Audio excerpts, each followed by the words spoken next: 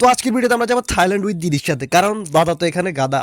এবার থাইল্যান্ড বিমান ভ্রমণের সময় ওয়াশরুমে যাওয়ার সময় পড়েছি বিড়ম্বনায়। একজন সাধারণ ব্লগারের হাগা আসলে সে ক্যামেরা অফ করে, আর এদের হাগা আসলে এরা ক্যামেরা অন করে। to go washroom.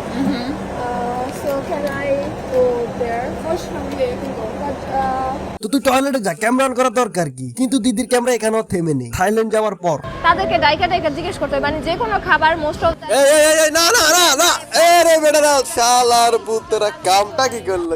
শালার হাসিটা একবার দেখো, মনে হচ্ছে একটা না 10 বছর হাত মারার পরে এই প্রথম কিস করলো কোনো মেয়েকে। গাইস বরফের দেশে চলে আসছি। আল্লাহ ও মা গো, এই বেটা আমার ভাইরাল করে দিবে, তাড়াতাড়ি তোমরা লুকাই নি আমি। একটা মেয়ে যে মেয়ে সেটা চিনার দুইটা উপায় আছে। এক হচ্ছে তার বয়স, তোমাদেরকে কি ক্লু দিয়ে দিচ্ছি, ওটার ভিতর পানি থাকে। আর দুই নাম্বারটা হলো বিনা কারণে চিল্লা চিল্লি।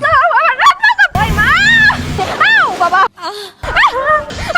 আমাদের থাইল্যান্ড দিদি বান্দর ভয় পায়, কারণ অনেক ভয় লাগতেছে। ও যদি উল্টাপাল্টা আবার কিসমিস করে ফেলে, এটাই আমার ভয় লাগতেছে। আমি এটা চাই না। কিন্তু এটা কি, আমাদের দিদি এখানেও থেমে নেই। আসো ওয়াশরুমটা দেখ। কি কি কি? আসো ওয়াশরুমটা দেখাই। না, আমরা ওয়াশরুম দেখে কি করব? অনেক বছর পর বান্দর যখন তার গার্লফ্রেন্ডকে দেখে।